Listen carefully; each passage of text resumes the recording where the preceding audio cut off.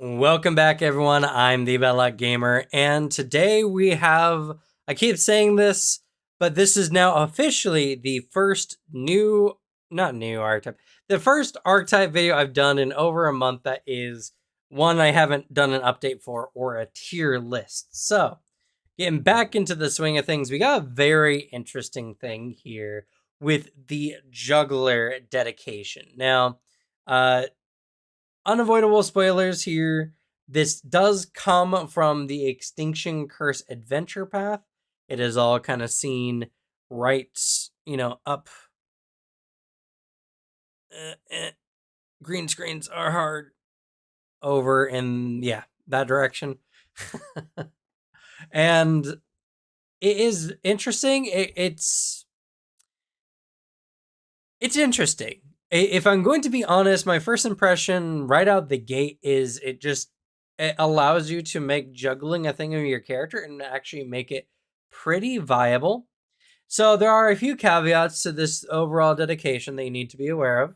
Getting started, Juggler dedication is one of the few dedications that requires a attribute score to be set at a certain point. This is dexterity, and it's going to be +2 in the new remaster. It says 14 here, but that's actually dexterity +2. So you need to have at least a +2 in your dexterity to take the Juggler dedication. And as well, if you want to select all the feats in Juggler, you will eventually need to get up to a legendary in your performance skill. So with that in mind, let's go ahead and get into the first feat that we have here, which is the Juggler dedication itself. So as I mentioned before, as a prerequisite, that your dexterity is at a +2 bonus. And when you pick it up, you become trained in performance. If you're already trained in performance, you can instead become trained in another skill of your choice. You also gain access to the Juggle skill feat, even if you don't meet its requirements. So we're going to click right here to the Juggle skill. And juggling is a skill feat. It also came from the same adventure path, so it was kind of all added in together. Now, what the dedication does, as you can see here, juggling normally requires you have a dexterity of 16 or +3 in the remaster, and you're trained in performance. Taking just the archetype dedication itself reduces the dexterity you need to use it and makes you trained in performance. So the dedication is actually really, really good. Now, of course, it takes either one of your free archetype slots or one of your class feats. So that's something to keep in mind. But if you're using free archetype and you want to use Juggle, there's absolutely no reason not to take the dedication, as it's going to just make Juggle really, really good. So the Juggle action, there's a lot of text up here, and this text mostly just states that when you can start juggling, and when you start juggling, you juggle an item that you're either holding, an item that's within reach, or an item an unattended item. You can't just grab the enemy's weapon and start juggling it. Or you can take a stored item that you can then start juggling. So you start juggling these items, and you juggle these items until the end of your next turn, or you use an action to continue juggling. Now, whilst juggling, you can use an action to add another item to the number of items you're juggling, and you only need technically one hand available to start juggling. So you can wield a shield while juggling items. Now, another very interesting thing about this is you cannot juggle while fatigued. So something to be kept in mind. And you cannot juggle for more than 10 minutes over the course of an hour. So a lot of stuff to keep in mind. Very weird kind of, I don't see why they would put these other than just the practicality of, the idea that your character is doing a physical action like juggling. But who knows? It's a weird limitation on a skill that's also not that big a deal. Now, the items you can juggle must be of light or negligible bulk. So mostly short, like weapons or, innately thrown items tend to be on the light side of things, but you can't juggle things like great axes which I kind of find sad. Anything that has a bulk of 1, you can't juggle, which is very sad indeed. Now, another interesting thing about juggling is you can juggle a number of items equal to the number of hands you're using plus 1. So if you're juggling with 1 hand, you can juggle 2 items at once. And if you're using 2 hands, you can juggle 3 items at once.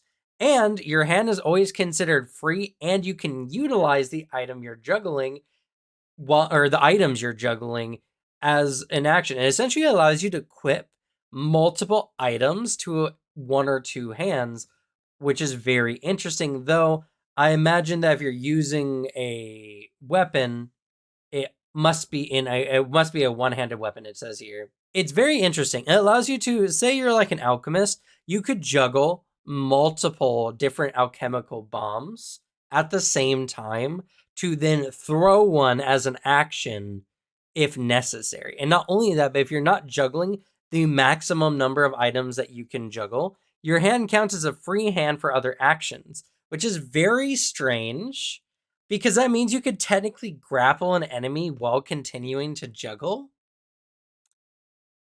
which is strange. Now, I guess your hands... No, okay, so grappling wouldn't do it because when you're holding an enemy, your hand is no longer considered free. But you can trip an enemy because that doesn't take up your hand. So you could trip an enemy while juggling items, which is very, very interesting. Overall, this is the whole, like, once you understand what juggling is, that's pretty much what the juggler archetype is about. But let's look at some of the other feats. The first feat you select after selecting the dedication is, well, there's actually a few, but the first one here on this list is Focused Juggle. It's a free action and it happens at the beginning of your turn. You just continue juggling. You continue juggling and the number of items you can juggle increases by 1. So if you're using a singular hand to juggle, you can now juggle 3 items, and if you're using 2 hands, it's 4 items. Pretty good. It's overall solid and honestly necessary if you want to use juggle a lot, as this reduces your overall action economy. Essentially, you can continue juggling items without spending additional actions on your turn, allowing you to essentially operate like a normal character. Now, it still requires you to spend an action to pick up another item, either stored or around you, to start juggling, but the act of maintaining your juggle is no longer required, which I think is really, really good. So, though I will say you can't use multiple actions on the same trigger. So if you have other actions that start at the beginning of your turn, you have to pick one or the other, and then the other one just doesn't happen. So that's a very, very important thing to mention as well when it comes to Focus Juggler. Next one is going to be the Quick Juggler here. And Quick Juggler is very interesting. Now, this one requires that you're an expert in performance. And when you start juggling, or when you add another item to your juggling, you take 2 items rather than 1. This also increases the number of items you can juggle. So when you start juggling, you instantly start with 2 items, or if you're using 3 items, well, technically, even if you're using 2 hands, it's still going to be 2 items. But you can now, if you take the other feat as well, you can juggle. We're going to count the maximum. So if you're using 1 hand, you can now currently juggle 4 items, and if you're using 2 hands, you can juggle 5 items, which is a lot of items. Next up is Reflexive Catch. This one is very niche, if I'm going to be honest. I don't see a lot of people selecting this one to be a very common thing, but it is interesting. So if an item falls within your reach, or an attacker is throwing an item at you which can be juggled, like within your reach with a thrown weapon, so most of them are going to be, juggleable, you can essentially use a reaction. Now, they have to miss you with the attack roll, but you essentially add the item to your juggle as a part of the reaction. You don't have to be juggling to utilize this particular action, actually. You can use Reflexive Catch even if you're not currently juggling. If you are juggling, you add it to your juggle, but otherwise you can just catch the item. Really good hand-eye coordination. Another thing I forgot to mention is that if it's a thrown weapon attack, you also can't have been flat-footed, or what's now going to be off guard to the attack. So that's an important thing to know. And you do need to be an expert in acrobatics to take this one up, which does make this a little bit of a skill requirement, as not only are you going to need performance for some of the other feats, but now up to expert in acrobatics. That's a lot of skill increases just for one archetype dedication, making it better for classes like the rogue or the investigator, who will get a bunch of extra skills. But if you're playing a very dex heavy character who has some performance qualities, this can be done just as easily. All right, next up is Lobbed Attack. I had to go to a different screen so you guys didn't have my fat head in the way.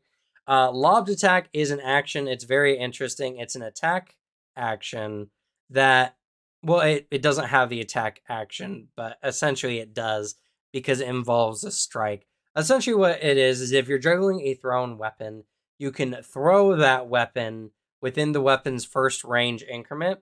And this attack doesn't trigger reactions, which normally thrown weapons do, which is very, very good. And if the target hasn't seen this feat before, they are flat-footed or off guard to the attack as well. Now, this does require a master proficiency in performance. And of course, you need to be juggling thrown weapons to do this. But this is insanely good. One of the alchemist's probably biggest problems is throwing bombs in melee combat is incredibly dangerous.